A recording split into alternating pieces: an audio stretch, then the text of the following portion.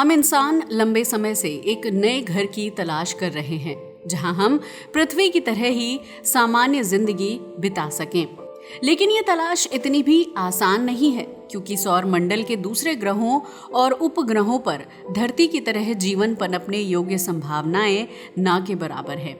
हालांकि इसके बावजूद भी वैज्ञानिक मंगल जैसे महत्वाकांक्षी मिशन पर काम कर रहे हैं जहां भविष्य में इंसानों के रहने लायक घर बनाए जा सकते हैं। वहीं अमेरिकी स्पेस एजेंसी नासा ने इंसानों के रहने के लिए चंद्रमा को भी एक ऑप्शन के रूप में देखना शुरू कर दिया है जहां आने वाले समय में इंसान के घर हो सकते हैं। आखिर कैसे चंद्रमा पर बसाई जाएगी इंसानी बस्ती और क्या है ये पूरा मिशन, आइए इस बारे में विस्तार से जानते हैं।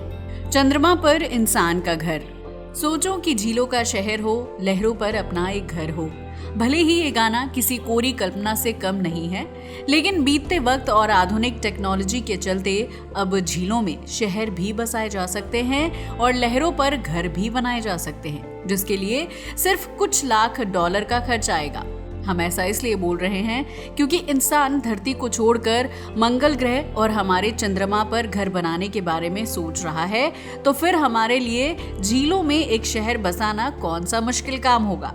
धरती के आसमान में रात के समय कभी गोल तो कभी आधा दिखाई देने वाले चंद्रमा पर अब तक कई शायरियां, गाने और गजलें लिखी जा चुकी हैं, लेकिन किसी भी लेखक को नहीं पता था कि एक दिन वो चंद्रमा की सतह पर जाकर अपने इन गानों और गजलों को गुनगुना पाएगा।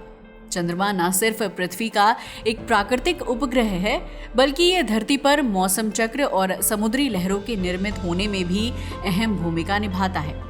चंद्रमा पर इंसानी बस्ती बसाने का सपना देखने वाले नासा के वैज्ञानिक जल्द ही एक नए प्रोजेक्ट को लॉन्च करने जा रहे हैं, जिसे आर्टेमिस प्रोग्राम नाम दिया गया है। ये एक ऐसा प्रोग्राम है जिसके तहत सालों बाद इंसान चंद्रमा की सतह पर कदम रखेगा, जबकि इस मिशन के तहत अंतरिक्ष यात्री और एडवांस रोबोट्स एक साथ मिलकर चंद्रमा के ऊपर रिसर्च वर्क को अंजाम देंगे। इस प्रोग्राम का नाम ग्रीक सभ्यता की देवी आर्टेमिस के ऊपर रखा गया है, जिन्हें चांद और शुद्धता की देवी के रूप में भी जाना जाता है। नासा के वैज्ञानिकों का कहना है कि वो इस महत्वाकांक्षी प्रोग्राम के तहत साल 2030 तक चंद्रमा पर मानव बस्ती बसाने में कामयाब हो जाएंगे, जिसके बाद इंसानों के पास रहने के लिए एक नया घर होगा। लेकिन क्या चंद्रमा पर घर बनाकर रहना हम इंसानों के लिए इतना आसान काम है? क्योंकि सौर मंडल के दूसरे ग्रहों में ऐसी संभावनाएं नहीं मिल पाई हैं जो जीवन को बढ़ावा देती हों। वहीं अगर चंद्रमा की बात की जाए तो उसकी सतह उबड़ खाबड़ होने के साथ साथ बड़े बड़े गड्ढों से भरी हुई है। इसके अलावा चंद्रमा का एक हिस्सा हमेशा अंधकारमय रहता है, जहां क्या कुछ छिपा हुआ है इस बारे में वैज्ञानिकों को कोई सटीक जानकारी नहीं है। वहीं इन सब के अलावा किसी ग्रह या उपग्रह पर जीवन की शुरुआत के लिए 3 चीजों का होना सबसे अहम माना जाता है, जिसमें तरल रूप में पानी, घना वायुमंडल और ऑक्सीजन सबसे उपयोगी है। चूंकि चंद्रमा पृथ्वी का एक प्राकृतिक उपग्रह है और पृथ्वी से ही टूटकर बना है, तो यहाँ इन तीनों संभावनाओं को खोज पाना वैज्ञानिकों के लिए बड़ी चुनौती साबित हो सकता है। चंद्रमा के पास अपना कोई वायुमंडल नहीं है, जिसकी वजह से सूर्य की हानिकारक रेडिएशन इंसान की त्वचा को जलाकर उसे बहुत ज्यादा नुकसान पहुंचा सकती है। ठीक इसी तरह चंद्रमा की सतह पर पेड़ पौधों की मौजूदगी भी नहीं है, जिसकी वजह से वहां सांस लेने के लिए पर्याप्त मात्रा में ऑक्सीजन नहीं मिलेगी। वहीं अगर चंद्रमा पर तरल रूप में पानी होने की बात की जाए तो इस राह में वैज्ञानिकों को थोड़ी सी सफलता हाथ लगी है। दरअसल साल 2020 में नासा के वैज्ञानिकों ने दावा किया था कि चंद्रमा की सतह पर पानी की मौजूदगी के सबूत मिले हैं, जो जीवन की शुरुआत के लिए सबसे अहम तत्व साबित हो सकता है। इतना ही नहीं, वैज्ञानिकों ने यह भी बताया कि चंद्रमा की सतह पर पानी के सबूत उस हिस्से में मिले हैं जो सूर्य के संपर्क में रहता है और वहां लगातार सूर्य की रोशनी पड़ती रहती है। जबकि इससे पहले वैज्ञानिकों ने यह दावा किया था कि चंद्रमा की सतह पर छाया वाले हिस्से में पानी हो सकता है, क्योंकि वहां सूर्य की रोशनी नहीं पड़ती है और इस वजह से पानी के बर्फ के रूप में जमे होने की संभावना काफी ज्यादा बढ़ जाती है। चंद्रमा की सतह पर पानी 1 क्यूबिक मीटर मिट्टी में आधे लीटर से भी कम है, जो वैज्ञानिकों के अनुमान से काफी ज्यादा है। वहीं अगर इस पानी की तुलना धरती पर मौजूद पानी से की जाए तो ये मात्रा काफी कम है और इससे इंसान को अपनी रोजमर्रा की जरूरतों को पूरा करने में काफी मुश्किलों का सामना करना पड़ सकता है। आपको बता दें कि नासा के वैज्ञानिकों ने एक एयरबोर्न इंफ्रारेड टेलीस्कोप बनाया था जिसका नाम सोफिया है। ये एक ऐसा टेलीस्कोप है जो वायुमंडल में काफी ऊपर उड़ता है और सौर मंडल की विभिन्न और साफ तस्वीरें मुहैया करवाता है। इस टेलीस्कोप की मदद से चंद्रमा की क्लिक की गई तस्वीरों में वैज्ञानिकों और शोधकर्ता ने पानी के सिग्नेचर कलर की पहचान की थी। वैज्ञानिकों का मानना है कि ये पानी ग्लास के बुलबुलों और सतह के बीच जमा हुआ है, जिसकी वजह से ये सूर्य की हीट में आने के बावजूद भी अपनी जगह पर है। इसके अलावा वैज्ञानिकों को चंद्रमा के अंधेरे वाले हिस्से में ठंडे जाल मिले हैं जो इस बात की तरफ इशारा करते हैं कि चांद की सतह पर तकरीबन 40,000 वर्ग किलोमीटर के क्षेत्र में पानी जमी हुई अवस्था में मौजूद हो सकता है। इसी तरह वैज्ञानिकों को चंद्रमा की सतह पर खेती करने के लिए भी सकारात्मक दिशा में संकेत मिले हैं, क्योंकि इस उपग्रह की मिट्टी खेती करने योग्य बताई गई है। दरअसल नासा के अपोलो मिशन के दौरान अंतरिक्ष यात्री नील आर्मस्ट्रॉन्ग और उनके साथी अपने साथ चंद्रमा की मिट्टी लेकर आए थे ताकि उसके ऊपर शोध किया जा सके। वैज्ञानिकों ने साल 2022 में चंद्रमा की मिट्टी में पौधे उगाने में सफलता हासिल कर ली थी, जिन्हें लैब में पूरी देखभाल के साथ बड़ा किया गया था। शुरुआत में वैज्ञानिकों को ये लग रहा था कि चंद्रमा की मिट्टी पर पौधे उगा पाना संभव नहीं होगा, क्योंकि चांद की मिट्टी धूल भरी होती है। वैज्ञानिकों ने चंद्रमा की मिट्टी पर अरेबिडोपिस थालियाना नाम की प्रजाति का पौधा उगाने में सफलता हासिल की है, जिसके बीजों को चंद्रमा की मिट्टी में डाला गया था और वो सभी बीज अंकुरित हो गए थे। हालांकि चंद्रमा की मिट्टी पृथ्वी की मिट्टी के मुकाबले कम पोषक तत्व और कम उपजाऊ है, जिसकी वजह से इन पौधों को विकसित होने में सामान्य से ज्यादा समय लगता है। वहीं इन पौधों के विकसित होने के बाद मरने की गति भी तेज है, जिसकी वजह से ये संभव है कि चंद्रमा पर खेती करने में दिक्कत आ सकती है। वैज्ञानिकों की माने तो चंद्रमा की मिट्टी में पोषक तत्वों की कमी के पीछे सूर्य की कॉस्मिक रेज और सौर हवाएं जिम्मेदार हो सकती हैं, जिनसे बचने के लिए चंद्रमा के पास अपना कोई घना वायुमंडल नहीं है। लेकिन इन पौधों के विकसित होने से वैज्ञानिकों को यह उम्मीद मिलती है कि अगर भविष्य में चंद्रमा पर इंसानी बस्तियां बसाई जाती हैं तो वहां खाने योग्य चीजों का उत्पादन करने के लिए खेती की जा सकती है। आर्टेमिस प्रोग्राम क्यों है महत्वाकांक्षी? अब बात करते हैं अमेरिकी स्पेस एजेंसी नासा के महत्वाकांक्षी प्रोजेक्ट आर्टेमिस की, जिसके जरिए काफी लंबे समय के अंतराल के बाद अंतरिक्ष यात्री चंद्रमा की सतह पर कदम रखेंगे। इस मिशन के लिए एक महिला अंतरिक्ष यात्री क्रिस्टीना कोच का भी चुनाव किया गया है, जो चंद्रमा पर जाने वाली पहली महिला अंतरिक्ष यात्री होगी। इस प्रोग्राम के तहत नवंबर 2022 को आर्टेमिस स्पेसक्राफ्ट को लॉन्च किया गया था, जिसका काम चंद्रमा का एक चक्कर लगाकर वापस धरती पर आना है। 25 से ज्यादा दिन की यात्रा करने के बाद नासा आर्टेमिस 1 मिशन का ओरियन स्पेसक्राफ्ट धरती पर वापस आ गया। 11 दिसंबर 2022 को इसने प्रशांत महासागर में लैंडिंग की। इसने चांद के कई चक्कर लगाए, धरती की शानदार तस्वीरें भेजी, जिनकी जांच चल रही है, और इसके बाद आर्टेमिस 2 स्पेसक्राफ्ट को लॉन्च किया जाएगा, जिसमें अंतरिक्ष यात्री सवार होंगे। इस मिशन को सितंबर 2025 में लॉन्च किया जाएगा, जिसमें मौजूद अंतरिक्ष यात्री चंद्रमा के ऊपर से फ्लाई बाय करते हुए वापस धरती पर आएंगे। इसके बाद आर्टेमिस 3 को सितंबर 2026 में लॉन्च किया जाएगा, जिसमें सवार अंतरिक्ष यात्री चंद्रमा की सतह पर लैंड करेंगे और वहां लगभग 1 हफ्ते तक रुककर रिसर्च को अंजाम देंगे। इसके बाद भविष्य में नासा ने आर्टेमिस 4 और आर्टेमिस 5 को भी लॉन्च करने का प्लान बनाया है, जो चंद्रमा की सतह पर इंसानी बस्ती बसाने में अहम भूमिका निभा सकते हैं। चंद्रमा पर इंसानी बस्ती बसाना वैज्ञानिकों को सस्ता और सुविधाजनक लगता है, क्योंकि ये हमारी पृथ्वी का सबसे करीबी उपग्रह है और यहाँ तक पहुँचने में सिर्फ 3 दिन का वक्त लगता है।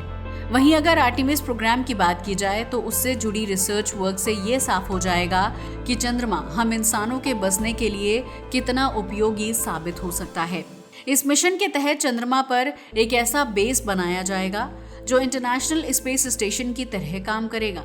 चंद्रमा के इस स्पेस स्टेशन को लूनर गेटवे नाम दिया गया है, जिसमें अंतरिक्ष यात्रियों के ठहरने, काम करने और वर्कआउट करने से संबंधित सभी व्यवस्थाएं होंगी।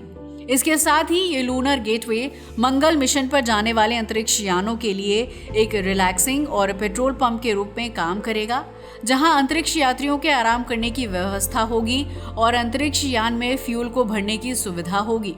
इतना ही नहीं, ये लूनर गेटवे हम इंसानों को चंद्रमा में घर बनाने में भी मदद करेगा, क्योंकि यहाँ रहने वाले अंतरिक्ष यात्री चंद्रमा की सतह पर रिसर्च करके उन जगहों की तलाश करेंगे जहाँ इंसानों के लिए सुरक्षित घर बनाए जा सकते हैं। अभी तक चंद्रमा की सतह पर की गई रिसर्च से ये पता चलता है कि चंद्रमा की सतह समतल नहीं है, बल्कि यहाँ उल्कापिंड के टकराव से निर्मित बड़े बड़े क्रेटर्स यानी गड्ढे हैं। इन गड्ढों को ही इंसानों के रहने लायक घरों में तब्दील किया जाएगा, जो मजबूत होने के साथ साथ सुरक्षित भी होंगे। अब सवाल आता है कि आखिर चंद्रमा की सतह पर घर बनाने के लिए ईंट और सीमेंट जैसे जरूरी पदार्थों को धरती से इतनी दूरी तक कैसे पहुंचाया जाएगा, क्योंकि इसमें बहुत ज्यादा पैसे और ऊर्जा की खपत होगी। वैज्ञानिकों ने चंद्रमा पर घर बनाने के लिए इसकी सतह पर मौजूद धूल यानी रिगोलिथ का इस्तेमाल करने का फैसला किया है, जिसे 3D मॉडल तकनीक की मदद से ईंटों से परिवर्तित किया जाएगा। इस ईंट से बने घर धरती के घरों की तरह डिजाइनर या फिर बहुमंजिला नहीं होंगे, बल्कि ये घर गुंबद के आकार में बनाए जाएंगे। चंद्रमा पर बनाए गए आधुनिक घरों में बदलते तापमान से सुरक्षित रहने की क्षमता भी होगी, क्योंकि दिन के समय चंद्रमा की सतह का तापमान 250 डिग्री सेल्सियस तक पहुंच जाता है। वहीं रात के समय इस उपग्रह का तापमान लुढ़क कर -208 डिग्री सेल्सियस जितना ठंडा हो जाता है, जिसकी वजह से चंद्रमा की सतह पर बने घरों का तापमान अंदर से ठीक ठाक होना बेहद जरूरी है। इसके अलावा चंद्रमा पर ऑक्सीजन की मूर्ति के लिए पेड़ पौधे नहीं हैं, लिहाजा इन घरों को ऐसा बनाया जाएगा कि उसका कृत्रिम एटमॉस्फेयर होगा और उसकी मदद से चंद्रमा पर रहने वाले लोगों को ऑक्सीजन की कमी का सामना नहीं करना पड़ेगा। इन घरों को ऐसे तैयार किया जाएगा कि इसके अंदर रहने वाले लोग सूर्य की हानिकारक रेडिएशन से सुरक्षित रह सके। तो कहना गलत नहीं होगा कि चंद्रमा पर घर बनाने की प्रक्रिया वहां मौजूद धूल, मिट्टी और दूसरे तत्वों से पूरी की जाएगी, जिसकी वजह से इस काम में कम पैसा, समय और ऊर्जा खर्च होगी। चंद्रमा पर मानव बस्ती बसाना बिल्कुल भी आसान काम नहीं है, लेकिन ये मंगल ग्रह पर बनाए जाने वाले घरों से कम खर्चीला और कम मेहनत का काम साबित होगा। इसकी सबसे बड़ी वजह यह है कि चंद्रमा की पृथ्वी से दूरी कम है, जबकि यहाँ धूल मिट्टी का यूज करके ही घर बनाए जा सकते हैं।